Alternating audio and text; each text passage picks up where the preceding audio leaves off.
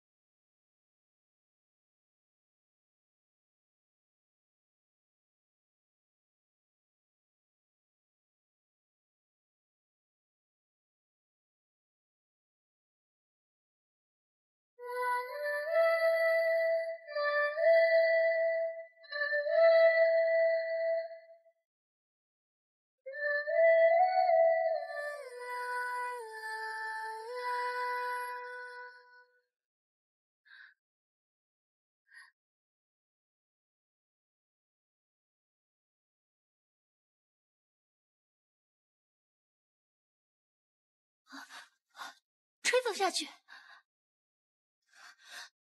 不，如果你想听此曲见此人，你就要好好的活下去，好好的陪在皇上跟太后身边。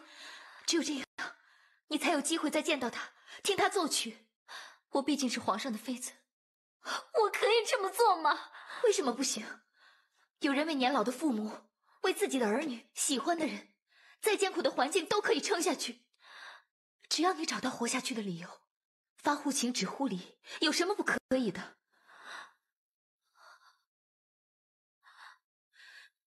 娘娘，你心中的苦，也许只有我知道。但如果你不能活下去，我会好过吗？那个人会好过吗？我被皇上册立为妃，是非我情愿。有了孩子之后，我只想把孩子生下来，好好的养大，安安心心的做一个母亲。至于皇上对我如何，还有再见到那个人的时候有多么痛苦，我都不在乎了。可是为什么老天爷连做母亲的机会都不给我呢？你见到那个人，就只剩下痛苦了吗？那为何刚刚会阻止我，还要我继续走下去？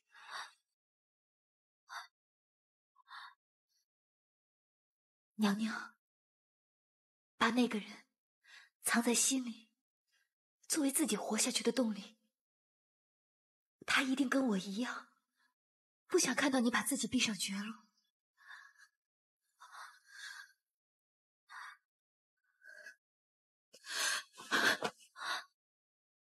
宋，我求你，不管是为了我，或是为了他，你都要活下去，都要好好的活下去。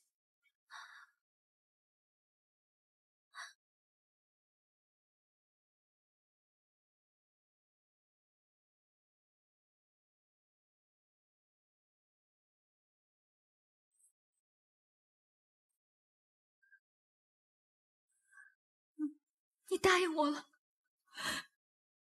那就好，那就好，那就好。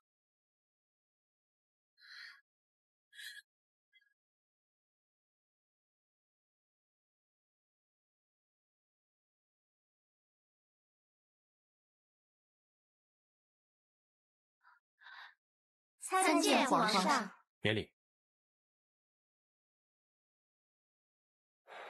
戴妃啊，你终于可以下床了。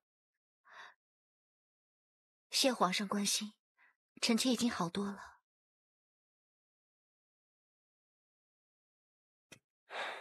那就好。戴妃，你想上哪儿去？让朕陪你一块儿去吧。臣妾想到凉亭那边，听少掌乐弹奏琵琶。皇上日理万机，臣妾不敢有劳皇上相伴。没关系，朕也多日未听乐曲了。这样吧，少掌乐，你给朕与娘娘好好演奏一曲。奴婢遵命。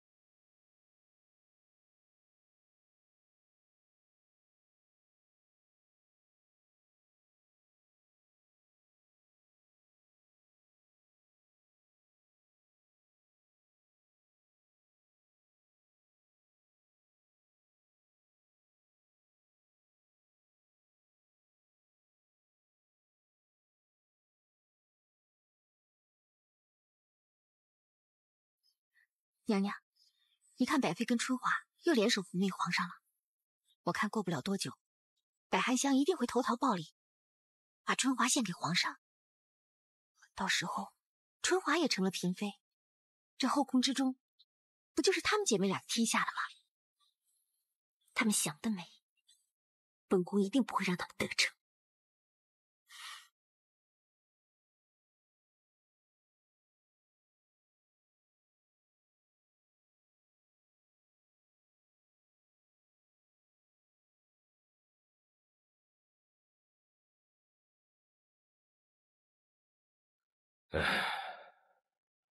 太后的凤体最近是连日抱恙，我得赶快进宫探望啊！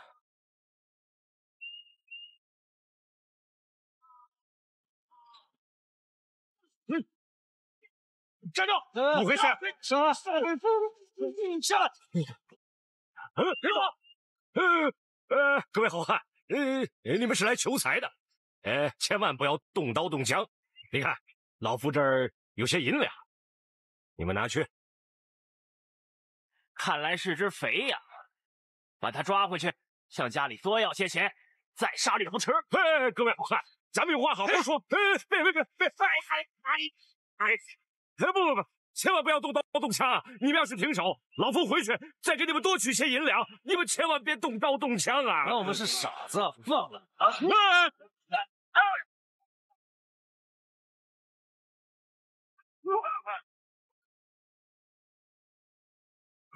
别杀我！别杀我！别怕，别怕。潘大人，袁先知，是你呀！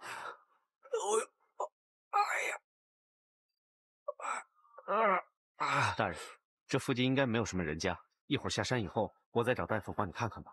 好啊，好啊，袁先知，多亏你出手相救，要不然老夫早就落到这帮贼人的手里了。幸好这次有惊无险，这伤应该不碍事，大人可以放心。哦，袁先知，你曾经是周尚书的得力助手，为何要突然辞官呢？现在又以何为生啊？李白有云：“人生在世不称意，明朝散发弄扁舟。”在下如今过得颇为逍遥。先知啊，我记得你曾经对我的干女儿青姿关怀备至，你总不会因为我把她送进宫伴君，你就自暴自弃了吧？潘大人，以前的事别再提了。先知啊，青姿现在已经被封为贤妃了，她在后宫之中享尽了荣华富贵，你可千万不要痴心错付啊！大丈夫何患无妻？先知，你应该好好想想你的前程啊！前程。贤侄啊，哎呦，哎呦，哎呀，贤侄啊，我来。我这次进宫要看望我的外甥女钱太后。哎呀，我想把你举荐给她，再由她出面。我想你恢复原职，应该不是什么大事。哼，谢大人美语啊，贤侄，你看，老夫一人难以回宫，你就陪老夫走一趟。或许贤侄再次踏上繁华之路，将来定会前程似锦呐。这……再说，贤侄就算你不想再当官了，你就当是送佛送到西，陪老夫走一程吧。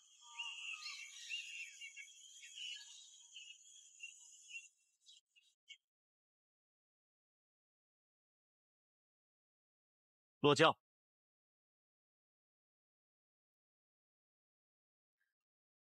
潘大人，请。哟，潘大人，您的腿怎么了？哎，别提了，这次啊，真是险象环生啊！哦，对了，何公公，这位袁公子是钱太后的远房亲戚，我想太后见了他一定会很开心的，所以呢，我先带他去见太后，之后再拿手谕补办手续，你看可以吗？好，没问题。潘大人请。谢谢了，走，请。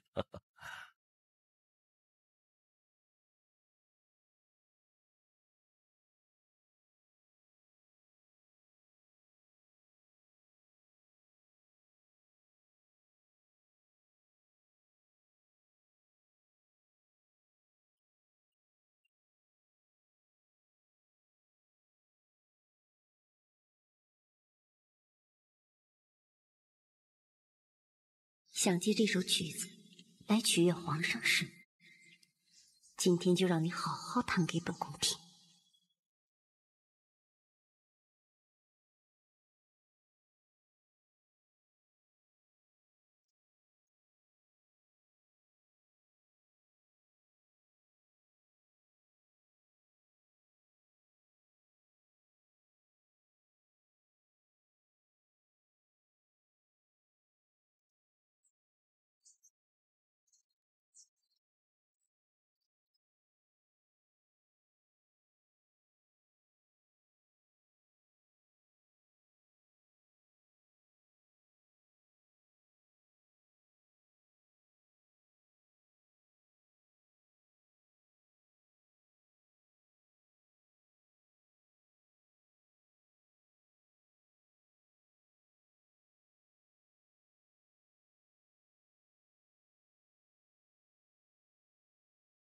停下！不知此曲有何不当，请贤妃娘娘指正。有何不当？你做掌乐的，还反问本宫这个外行人？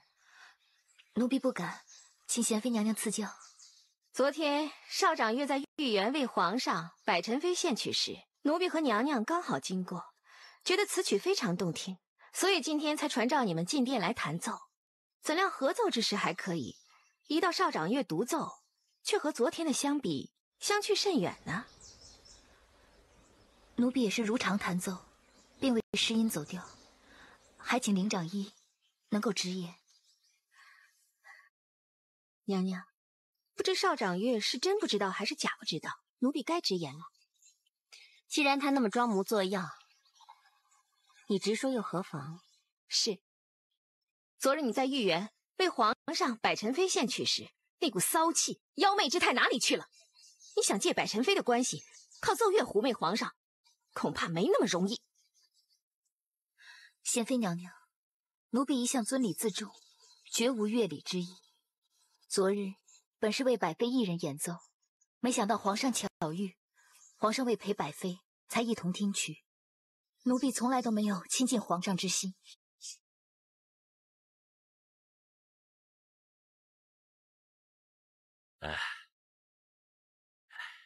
贤侄啊，你看这个倚霞殿，这就是皇上赐给贤妃娘娘的宫殿。我们现在不便去打扰她，我呢，先带你去觐见太后。贤侄啊，你看看这个，雕栏玉砌，金碧辉煌，如同人间仙境一般的地方，这才是女人的真正归宿啊！啊，袁贤侄，你放心，只要你的仕途坦荡，老夫现在就可以答应你，将来一定给你物色一位绝色佳丽来做你的妻室。出去，给我走！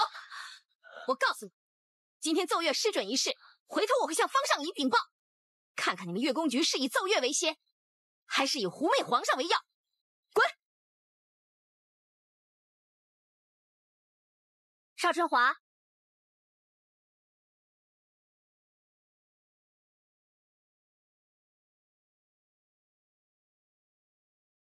娘娘有何吩咐？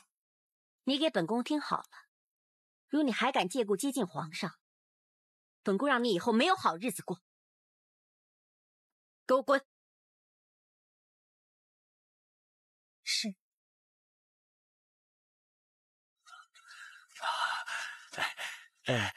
老臣参见贤妃娘娘。义父。是这样，老臣听说钱太后身体欠安，特意进宫探望，没曾想途中遇险，幸亏遇到这位袁贤侄出手相救，老臣才得以脱险。老臣想把袁贤侄推荐给太后。义父，既然太后有病，那你先前往太后宫中探望，女儿随后就到。好，这样也好，老臣先行告退。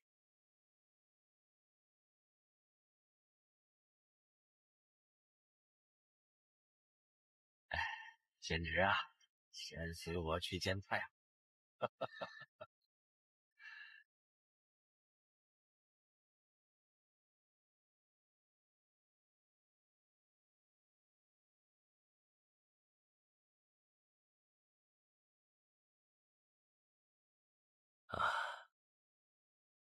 太后啊，您乃万金之躯，一定要保养好身体啊。舅舅不必多说了，哀家的身体，哀家知道。只是日后钱潘两家就要让舅舅多费心了。太后，钱潘两家的子弟虽然未成大器，但是在朝中各有官职，假以时日，定能独当一面。更何况现在宫中还有贤妃娘娘在，太后您不必为此忧心，养好身体才是最重要的。舅舅这么说，哀家就放心了。啊，对了，舅舅不是说要推荐一个人吗？是谁呀？太后啊，老臣在回宫途中险被山贼所害，幸亏遇到一位士侄相救，此人气度不凡，文武双全，只是为情所困，潦倒不堪呐。老臣希望扶他一把，他日必定为我所用。是，那哀家就召见他一下吧。谢太后。草民袁放参见钱太后，愿太后凤体早日康复。抬起头来，让哀家仔细看看你。是太后。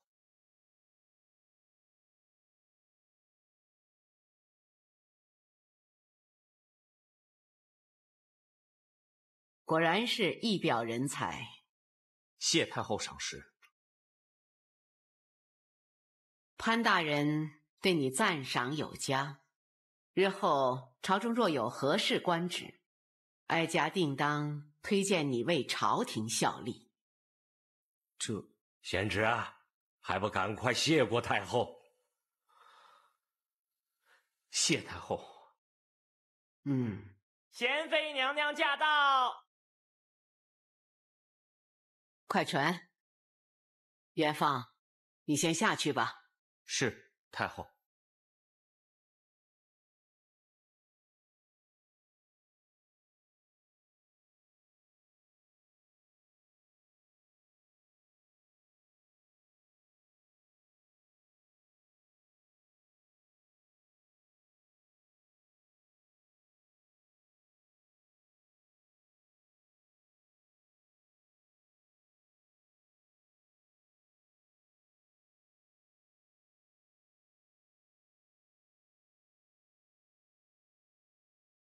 这个男人是什么人啊？他好像跟贤妃有点过去。如果查到什么，婉贵妃一定会对此事有兴趣的。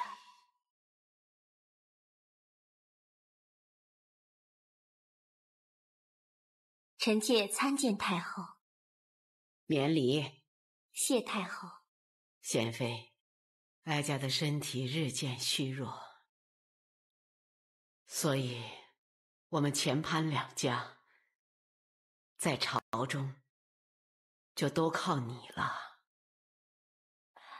太后何出此言？太后只是微恙，稍作休息，体力定胜从前。贤妃不必安慰哀家，哀家自己心里很清楚。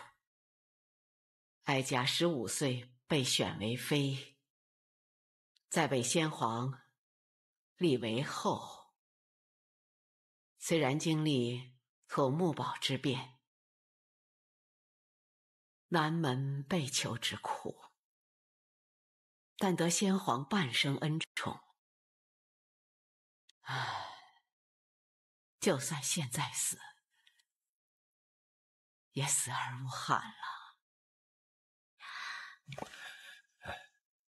太后，您得承帝恩，乃天命所归，自有福星拱照，长命百岁。这泄气之话，万万不能再说了。义父说的对，小病是福，只要静养几天就可以康复了。好。既然你们忌讳说这事，哀家不说便是。不过以后前潘两家在朝中的事情，还要靠贤妃打理照顾了。太后放心，贤妃必当效劳。舅舅，在宫外你也要好好的照顾贤妃的父母，免得她在宫中有后顾之忧啊。太后尽可放心，老臣一定尽心尽力做好。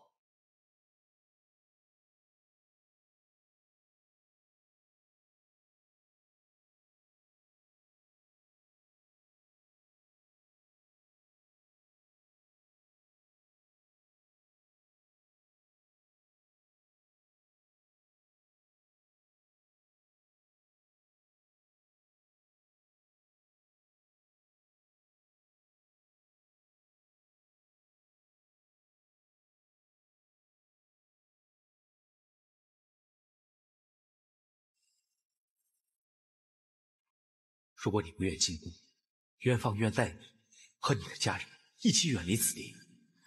不必了，义父虽在朝中失势，但找我一家3口并非难事，更何况我也不希望你为了我而得罪义父。一旦入宫，日后就再难逃离，你要慎重考虑啊。至于元芳，你不必担心，我不怕得罪任何人。你的好意，我心里了。你有什么难处尽管说，或许不能解决的。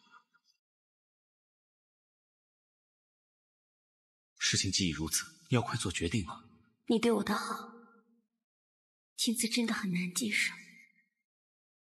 也许这就是命吧。姑娘，姑，既然姑娘心意已决，那元芳就不便打扰了。对不起。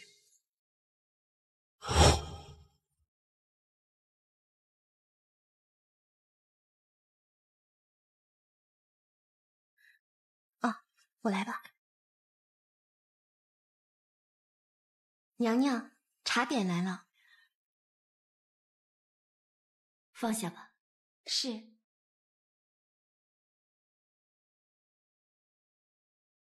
邵春华，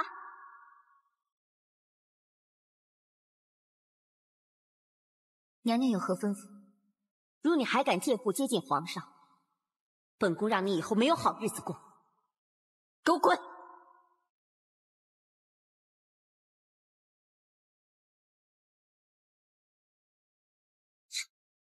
邵春华，哼！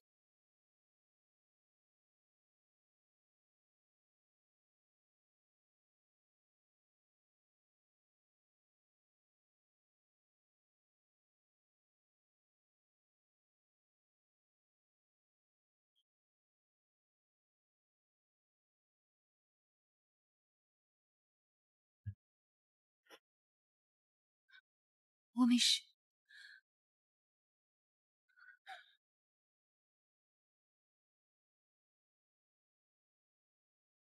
贤妃羞辱你的事情，我听说了。他对你有成见，什么难听的话都能说得出来。你也别难过了，你越是难过，他就越是高兴。扪心自问，我对他有的就是感激，还有关怀。我真的不知道他为什么会这么怨恨我。这个世上的事情就是这样，很多都是没有答案的。不过你只要做到自己问心无愧就好了。我也是这么想的，不过这一次他的话真的太难听了。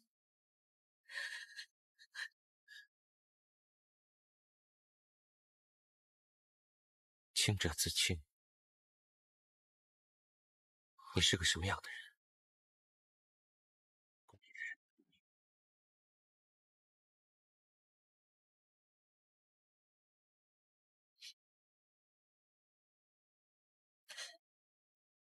少掌月，少掌月，少掌月，少掌月！啊，杨月宫，我在这儿呢。少掌月，你没事吧？我没事。贤妃无理取闹的事情，我们大家都知道了，也很为你不值。你别难过了，方上以阴司月会分清黑白，不会为难你的。谢谢你们的关心，我真的没事了。你们快去忙吧。那就好，我们去找乐谱了。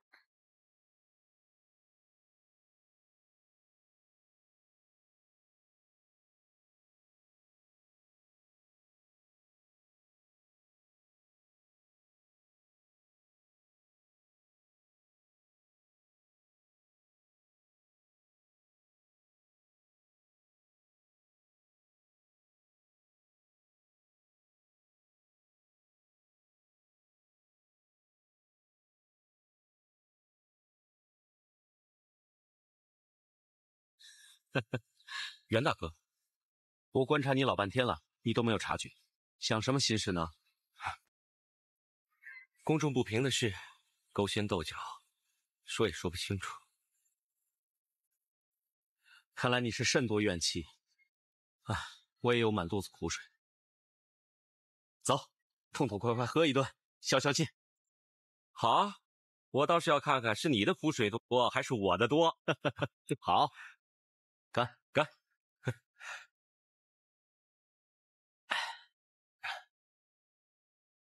来，袁大哥，多日不见，你到哪儿去了？我在京城建交，帮忙农家种田、收割、修桥整路。你现在不再行侠仗义了？做当然要做，但更多的时候，还是做一些益于黎民百姓的事更好。那你今天进城来是为了？前几日我在路上碰巧救了潘大人的命，他一定要带我进皇宫面见太后。本以为在宫中可以见到自己一点喜欢的女人。啊，袁大哥在宫中有自己喜欢的女人？她是谁？不知道我有没有见过？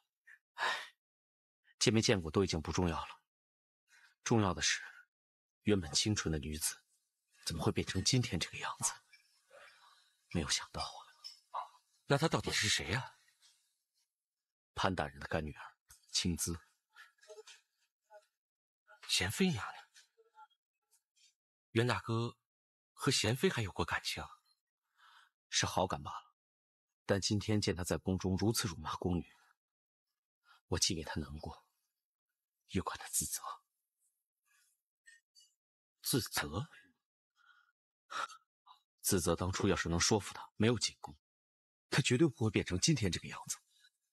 在宫里，她一定是遇到了很多不快的事，也受了不少委屈，才会变成如此的妒寒。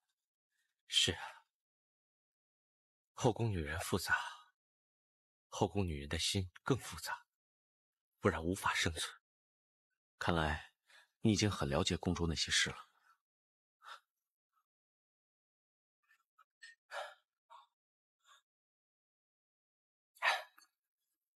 了解有什么用？你想得到的，肯定是得不到。一切以皇上为先。难道你在宫中也有自己心仪的女人？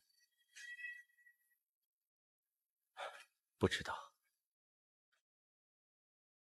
只是自己心意罢了。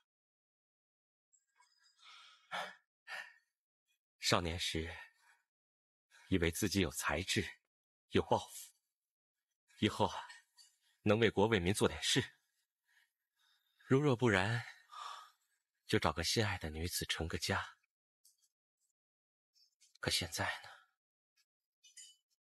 连我心爱的人都保护不了。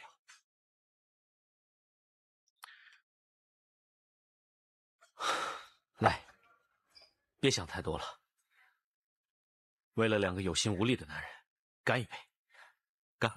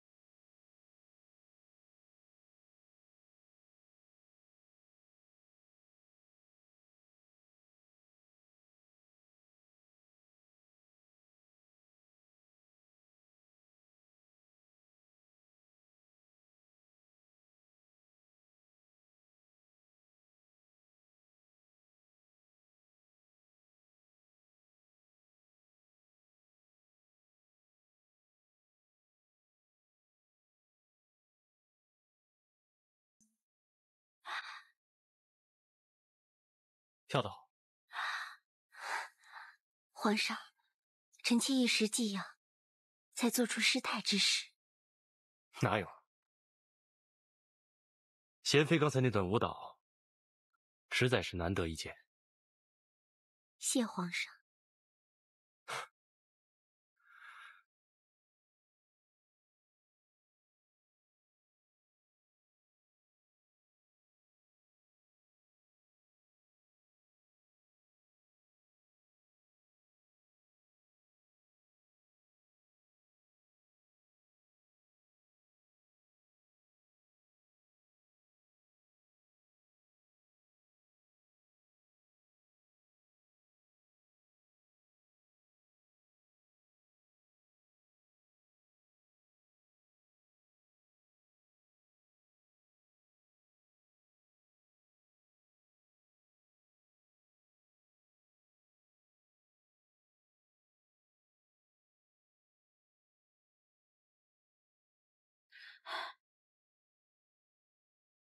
禀告贵妃娘娘，皇上已移驾到贤妃宫中。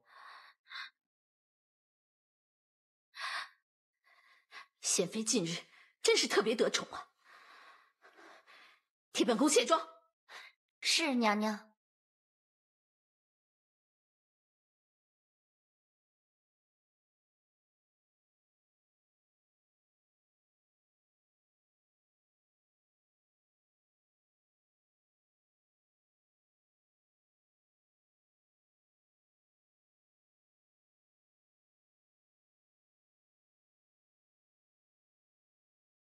娘娘，七巧求见。传。是。请。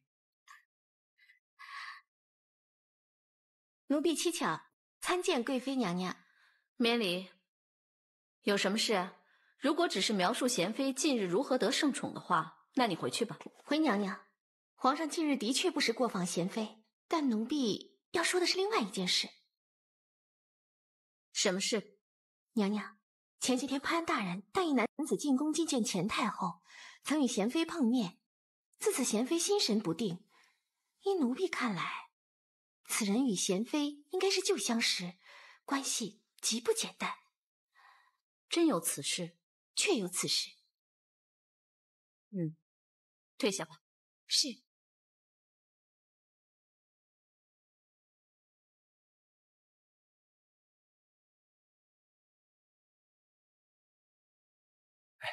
像不像？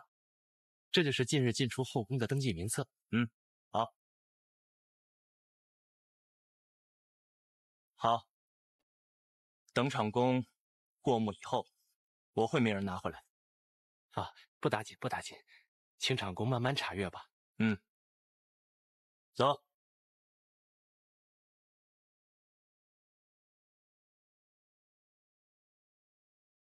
元放，元放，元放，元放，元放，这个名字我好像在哪儿听过。元放，长公，我们有一次去城郊搜捕一人，不是在杨勇家中看见了一个喝酒喝到半死的人吗？我记得了，那个人的名字就叫元放。哎，就是他！快叫杨勇过来，我有事要问他。是。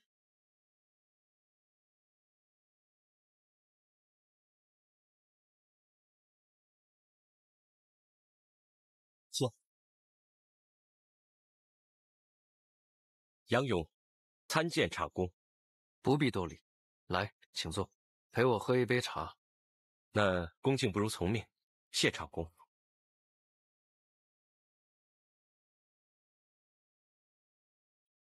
杨勇敬茶。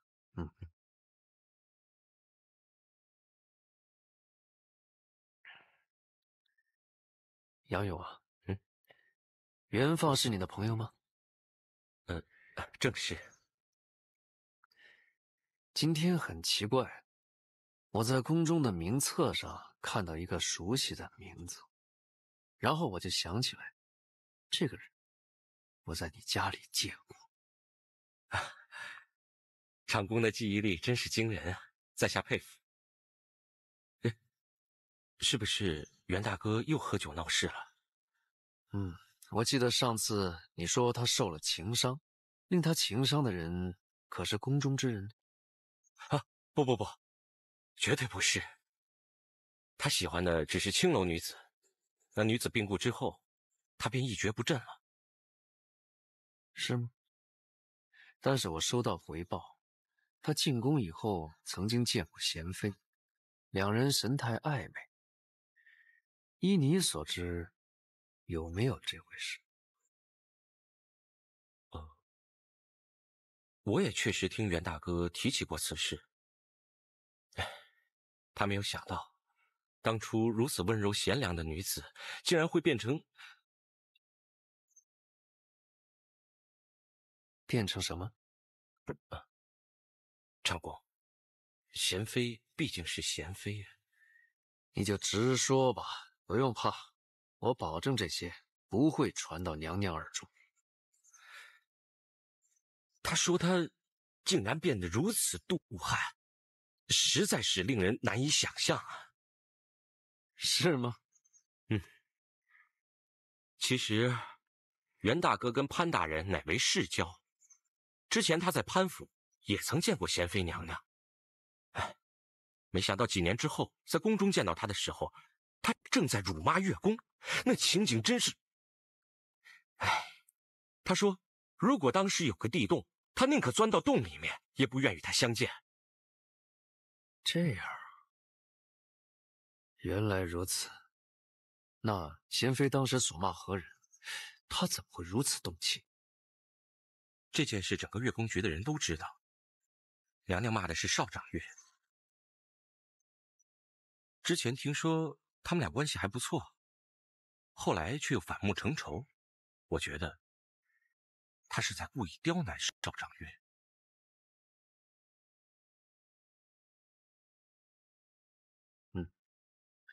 明白。来，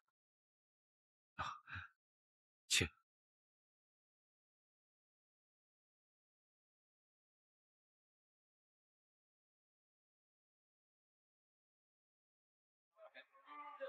哎，客官啊，慢用啊。好，来，你的菜，你的酒。袁大哥，你在这儿太好了。怎么了？走到外面去说。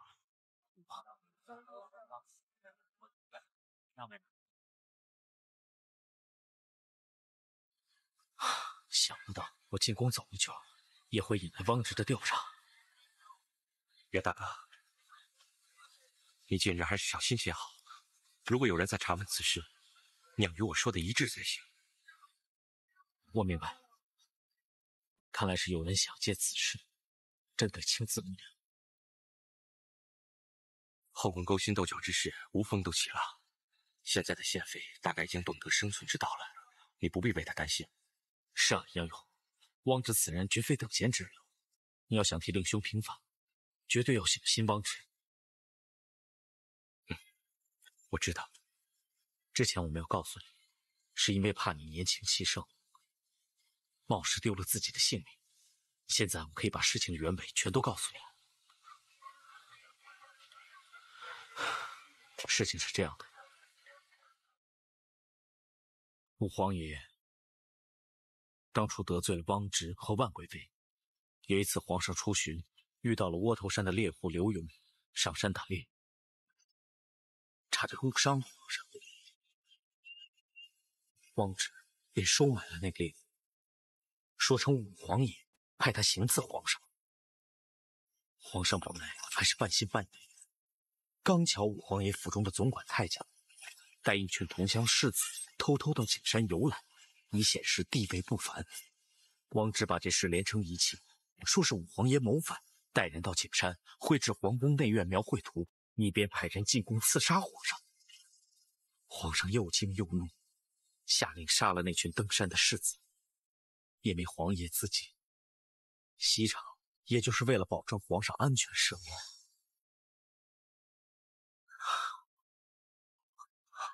汪直也就成了长公，成了全京朝野的大太监。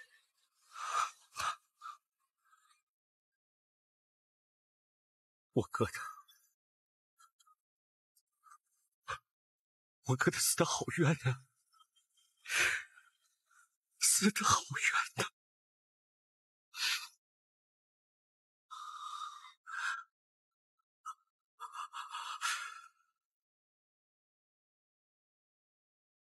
大哥，王直以移花接木之计，把那猎户放了。只要我把他找出来，五皇爷和你的冤情就都可以大白天下。大哥，你要保佑我顺利找到那个猎户刘勇。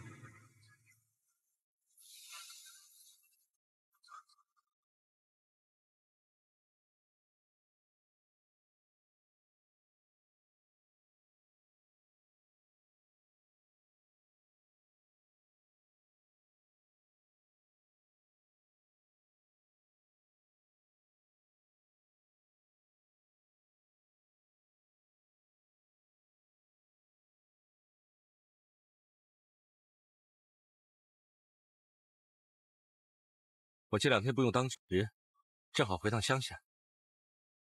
过几天就回来，你们不用担心。谁会担心你啊？就是回来的时候记得给我们带点好吃的啊！哎，对，一定。你们自己好好保重，等我回来。不就是回去2天吗？怎么这么难舍难离的呀？是啊，舍不得我们的话，就别走啊。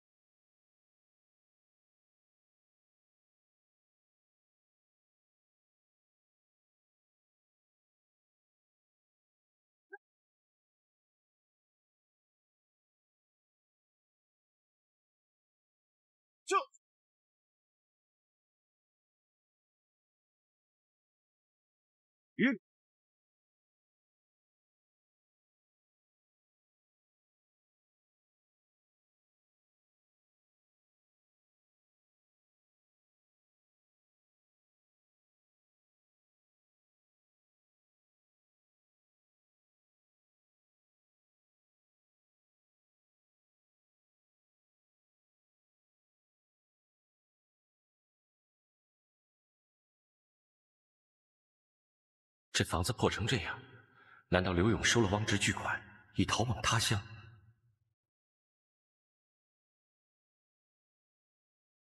你找谁？请问刘勇是住在这儿吗？你找他什么事儿？我有点事想问他。你想问他？那就进来问吧。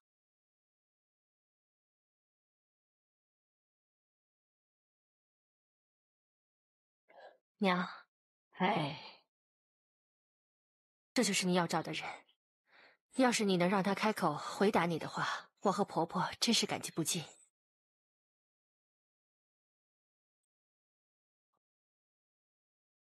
你就是刘勇？你怎么会变成这个样子？汪直不是已经给了你好处吗？怎么了，勇儿？别着急，别这样，别着急，你还是走吧，有什么都回答不了你的。你冷静一下，你听我说，你听我说，勇儿，我不是来害你的。我哥因为五皇爷谋反一案，现在已被牵连致死，横尸街头。我只想查出真相，替他报仇。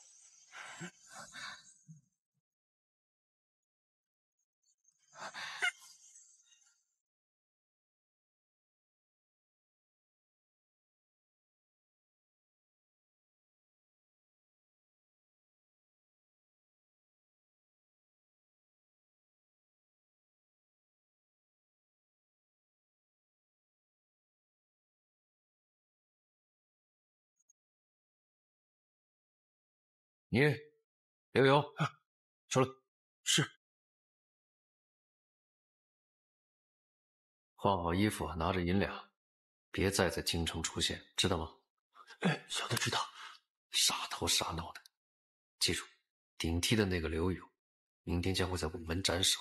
以后你要隐姓埋名，别让人发现你的身份。如果你要是被人发现的话，第一个来杀你的人就是啊！小的明白，小的明白。滚！谢大人，谢大人。走。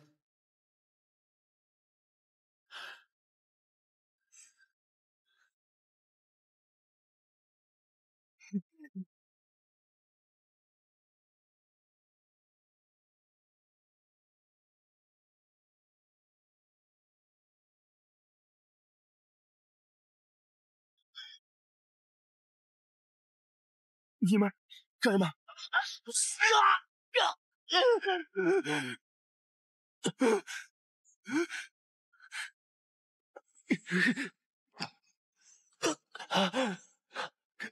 各位，我只有200两银子，你们要就拿去吧，让我一定不要。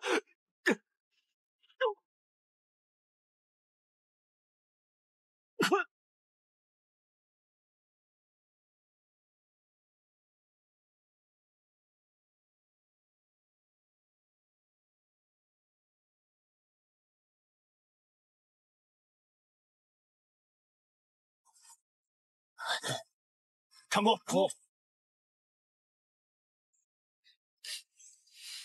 回长工，货给你出。这些银两，你们分了吧。谢谢长工。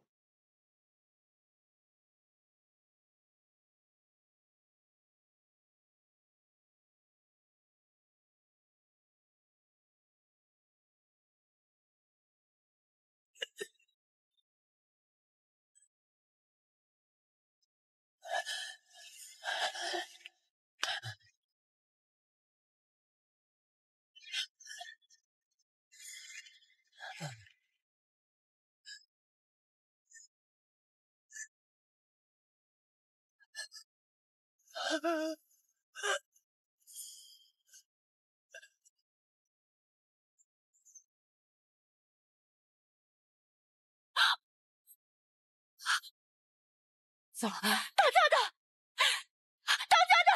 哎呀，我的儿啊！哎呀，当家！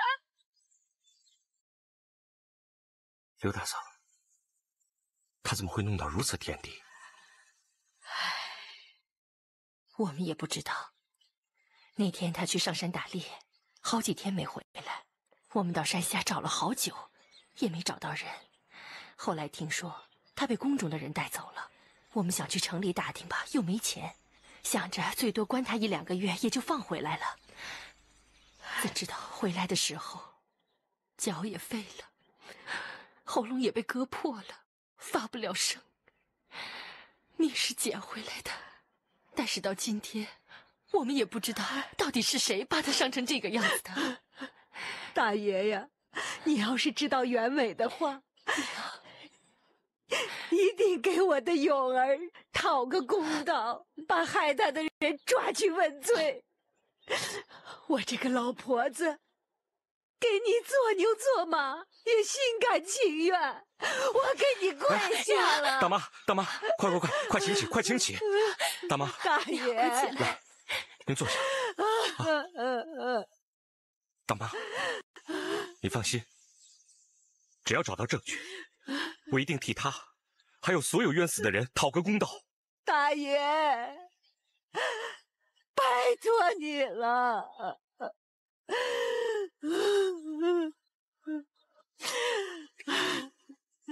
刘大哥，害你的人是不是王直？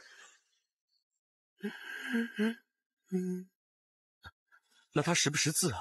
我们这种人家哪有识字的呀？他口不能说，手不能写，怎么才能把整件事情说清楚，指证王直呢？公子，我们也知道沉冤难雪，你要是为难的话，我们也不会怪你。那有没有替他请过大夫？我们家里这么穷，哪有钱请大夫？他回来以后，我就上山采了一些草药，给他敷着止血，这才让他活了过来。那这样吧，我下山去帮他请个大夫，看看能不能让他开口说话。谢谢了，谢谢了。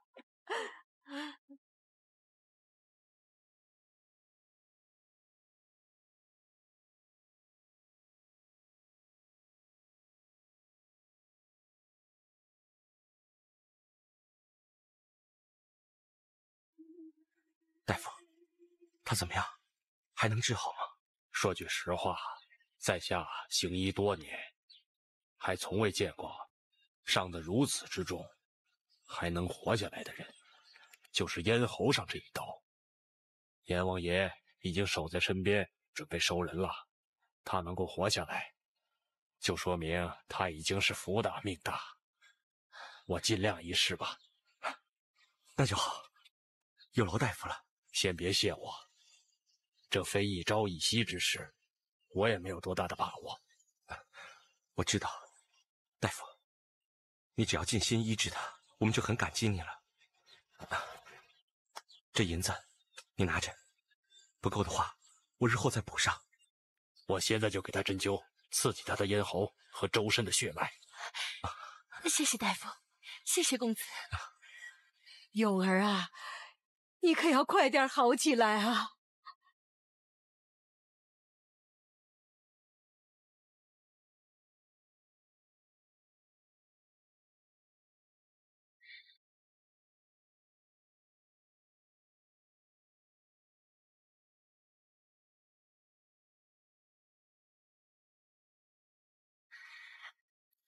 太后，辰时已到，早膳已经准备好了。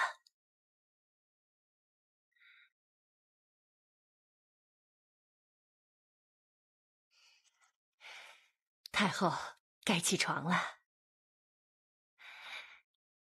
太后，该起床了。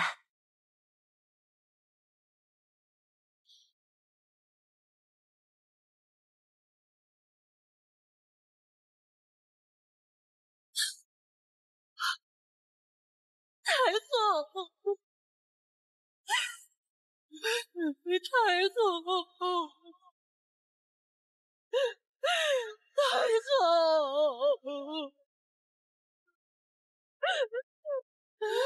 太后，太后。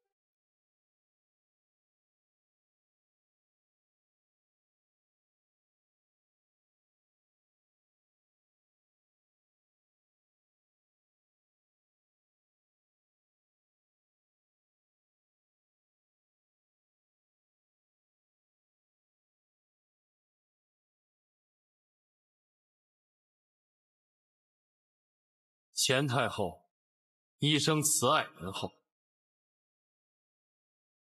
想不到竟然会突然猝逝。同时，臣赞你与礼部官员好好打点，则及时厚葬钱太后，与先皇合葬。遵旨。退下吧。是皇上。都给哀家留下。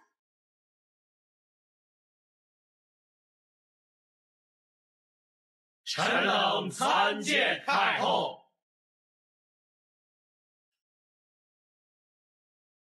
儿臣参见母后。免礼。谢太后。不知母后突然到来，所为何事？哀家和钱太后侍奉先皇多年，情同手足。他的厚葬之事，哀家怎么能不在场呢？好，钱太后乃是先皇皇后，儿臣也按祖宗惯例，将她与先皇合葬于皇陵。皇上，你把钱太后安葬在皇陵，那哀家100年之后，你将把哀家安葬在何处？彭时，臣在。你是礼部之首，你说。回太后，历代皇室一代之中只有1位太后，所以太后全都是随先皇合葬于皇陵之中。可眼下是2位皇太后并存，你说怎么办？你该不会认为哀家是多余的吧？下官不敢。但什么？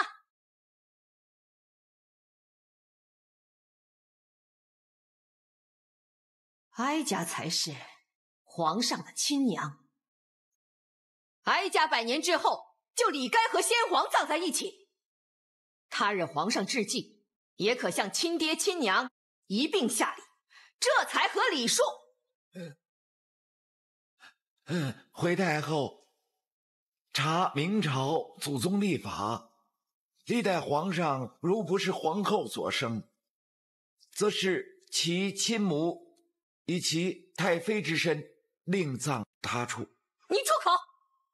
太后息怒！你们都给哀家听好了，钱太后一生并无子嗣，她是一个没有福气的女人。她死后就不该和先皇葬在一起，另觅他地迁葬的是她，而不是哀家。皇上，这就是哀家的意见，回宫。儿臣恭送母后。恭送太后。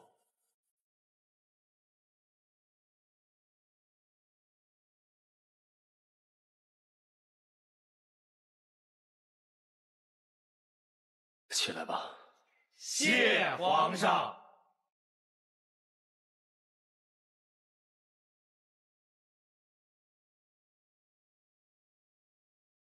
请周太后三思，请周太后收回成命，让钱太后早日下葬。请周太后三思，请周太后收回成命，让钱太后早日下葬。你们都听好了，要跪的话尽管跪下去，但再敢在殿前呼叫，太后绝不轻饶。来人，关上宫门。是。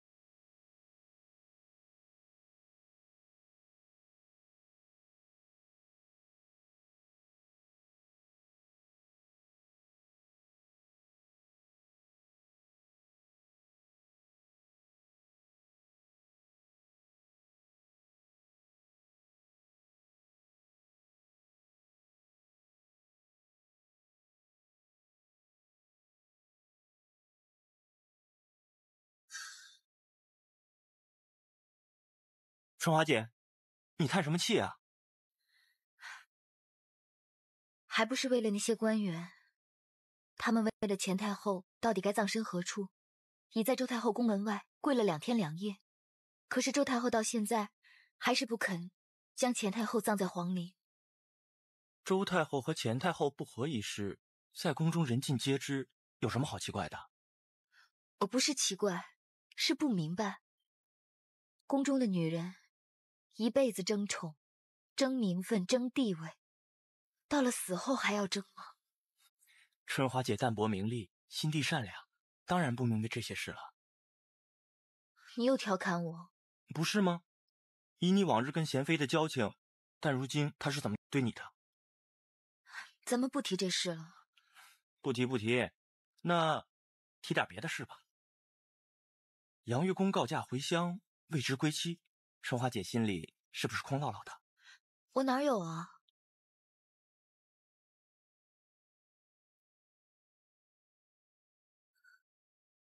如果你跟杨月宫都不是宫中人，那该有多好！你们根本就是天造地设的一对儿。你别胡说了。我说的是真的。不过有些事情，既然你知道它永远都不会有好结果，就别让它发生，好吗？小安子，我知道你担心我，你放心，我会注意的。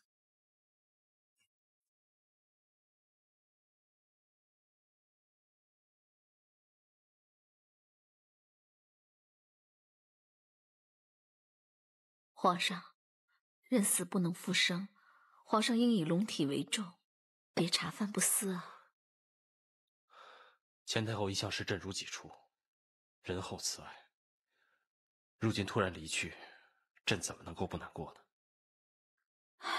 钱太后之死虽来得突然，但据太医回报，太后离世之时，面容甚是安详，没什么痛苦，这也算是善终了。总比躺在床上挣扎多时才离去要好啊。话虽如此，钱太后往生之时，身边没有一个人在，也未留下只言片语。朕只想按照先例，把她与先皇安葬在一起，也遭到母后的反对。她要朕把钱太后安葬在别处。葬礼之事，周太后也要干涉，难怪皇上会心烦。可不是吧？你说我要是听从了母后之言，把钱太后安葬在别处，那是有违先命，也与礼不合，令众臣不能信服。现在已有礼部官员在母后宫门前请命，可是母后仍不为所动，你叫朕怎不心烦？哎，皇上，汪直一向足智多谋，皇上为什么不请他来出谋献策呢？真是一语惊醒梦中人啊！朕明日就找汪直商议此事。既然此事有望解决，皇上也要听臣妾劝告，多吃点东西。爱妃，你可知道，我后妃无数，能为朕排忧解难的，也只有爱妃你了。皇上知道就好。来，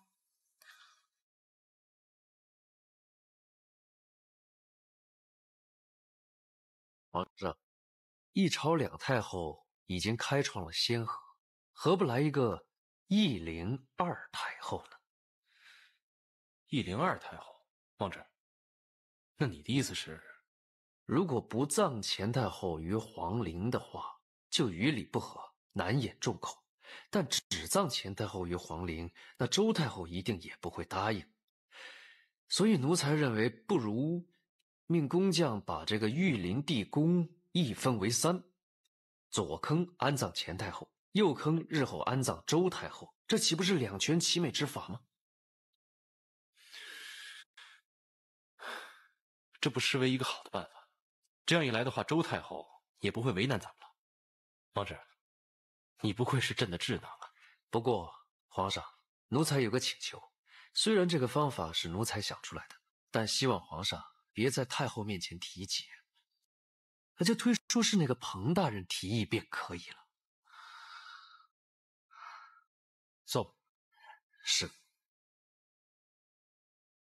谢皇上。这又是为何？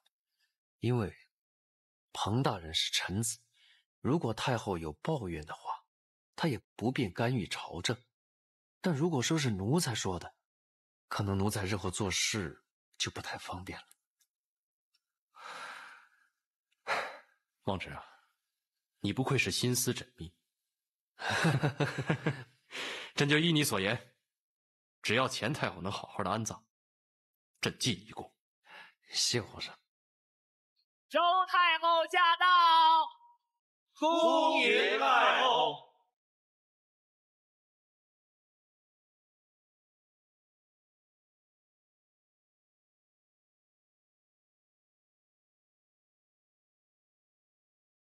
儿臣参见吧。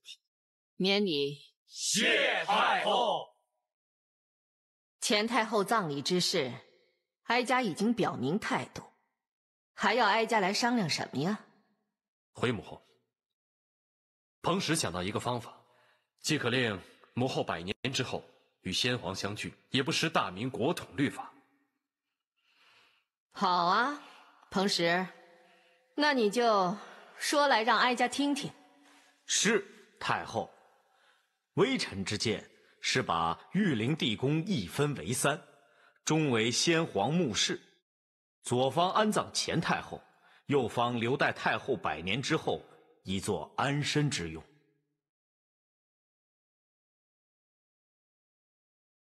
汪直参见太后，不知太后宣召奴才有何吩咐？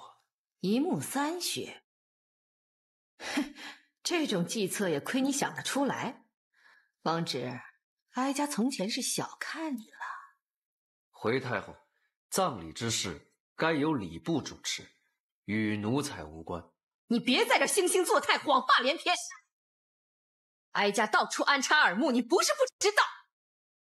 奴才该死，奴才该死！奴才这样做，完全是为了帮皇上分忧。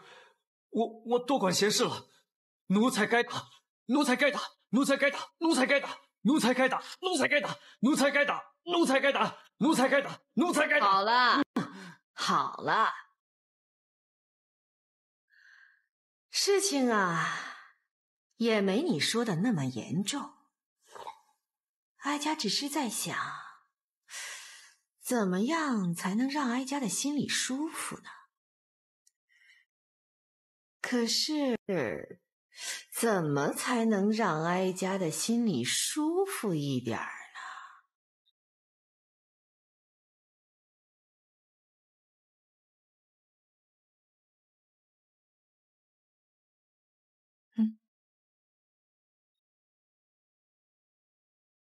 不管太后有何吩咐，汪直一定万死不辞。汪直啊，事情没你想的那么严重，你能不能在墓穴施工的时候，偷偷的叫人把左坑通向中坑的那个通道给哀家死死的堵住？总而言之，哀家不想100年之后还和那个钱太后共享一府。回禀皇太后，这乃小事一桩，奴才一定办到，请太后放心。这样就好。如果太后没什么吩咐，奴才就先行告退。退下吧。是。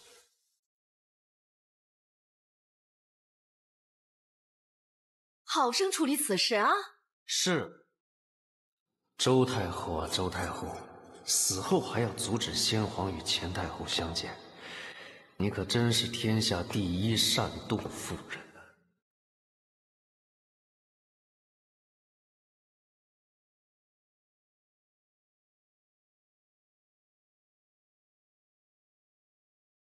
客官，里边请。哎，小二啊。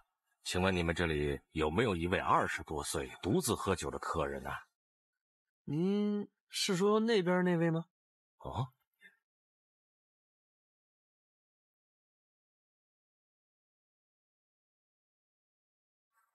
潘大人，总算是找到你了。有什么事吗？岳仙芝啊，钱太后归天一事，我想你有所耳闻吧？在下听说了。内务府在整理钱太后遗物的时候，找到了一封钱太后给你的亲笔信，内务府要你亲自去认领一下。这，老夫正要进宫去打点，你就跟老夫一同前去吧。好吧。啊，只是你这样可不行，还需要换身衣服。快走吧。好。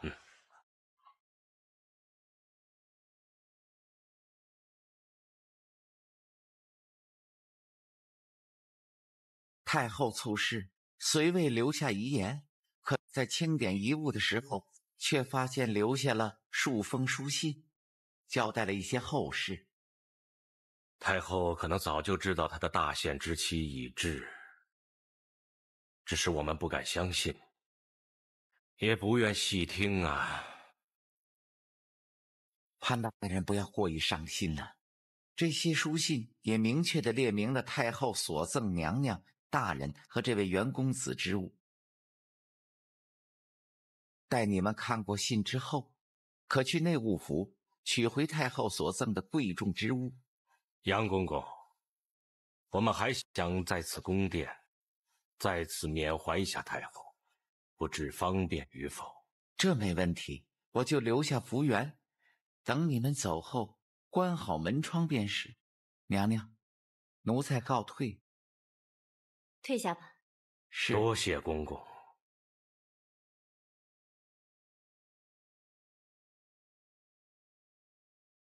福源、七巧，你们到门外等候。是。唉，想不到时隔几天而已，我们就和太后天人永隔了。义父不要太伤心，身体重要。青子，从今往后，我们钱潘两家可就全靠你这贤妃娘娘在宫中照顾了。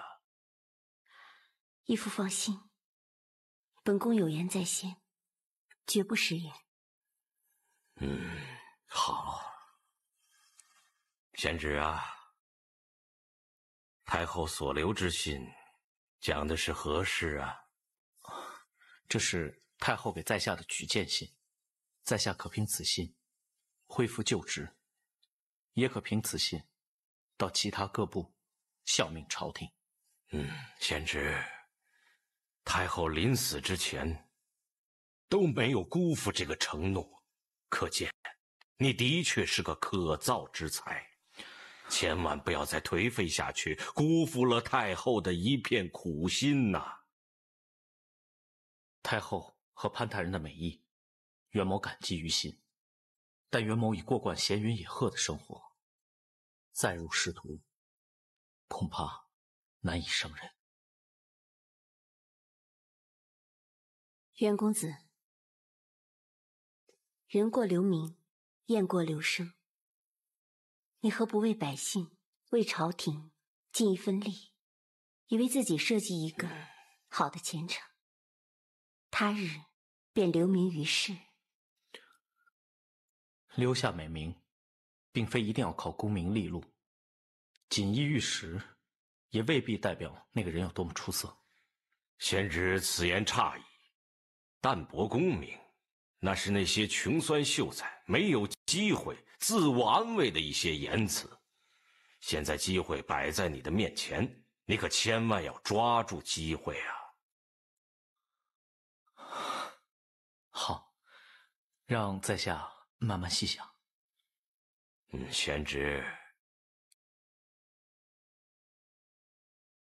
你要好好想清楚才是啊。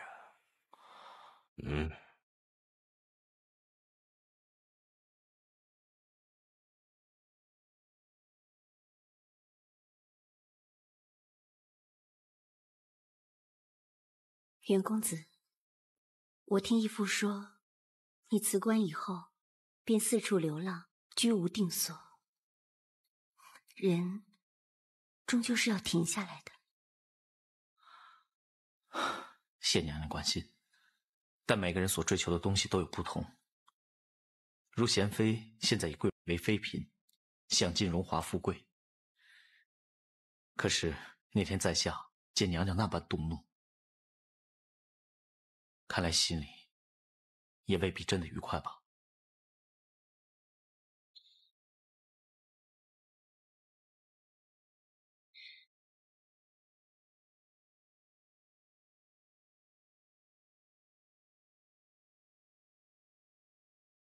在下知道，在后宫之中犹如困兽斗，但还是希望娘娘能够好好珍重，也希望娘娘不要在此迷失了心性。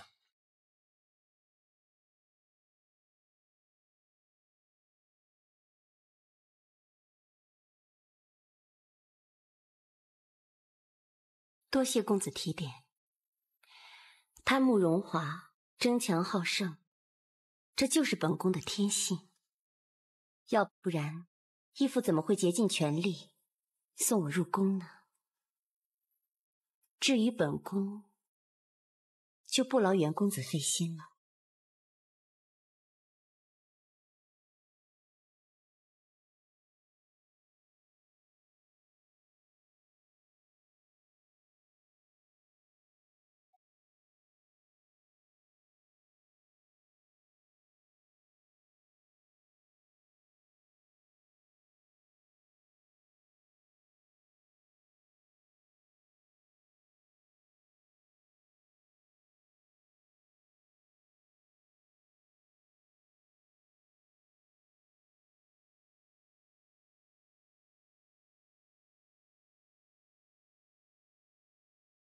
义父放宽心，别再伤感了。是。本宫先行回宫，不做远送了。是。日后有空，随时找老臣进宫相见。义父放心吧。恭送娘娘。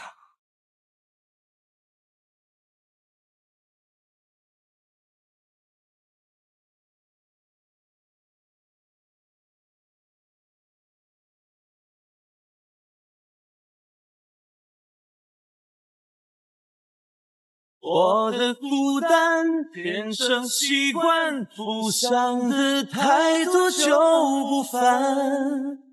世界太大，别往一处钻。我的孤单变成习惯，有时候能毅然决然。就因为没什么牵绊。夏荷，你去御膳房准备些茶点，我想在凉亭小歇。是娘娘。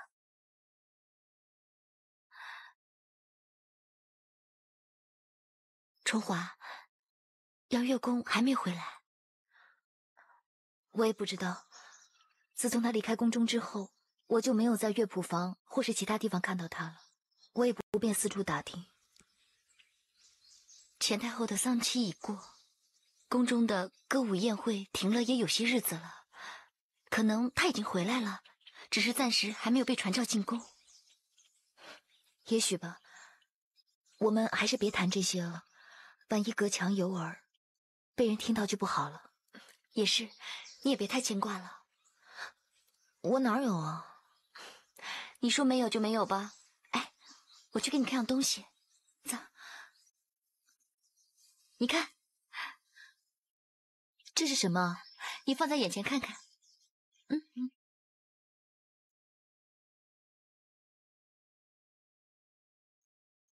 哎，里头还会变，这叫什么来着？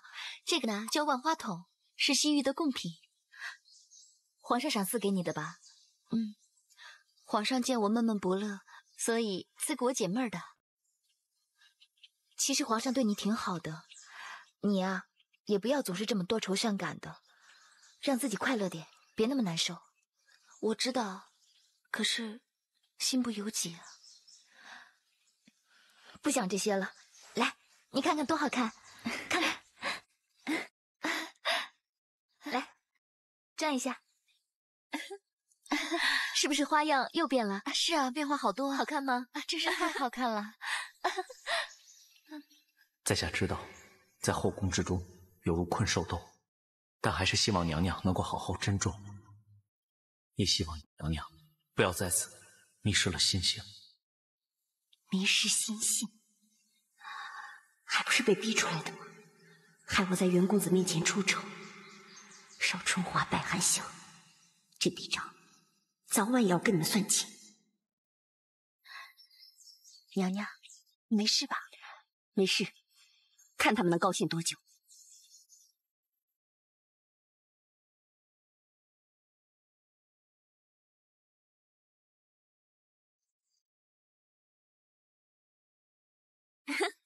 好漂亮啊！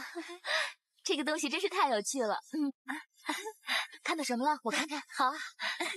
哎呀，是不是变了？好漂亮啊！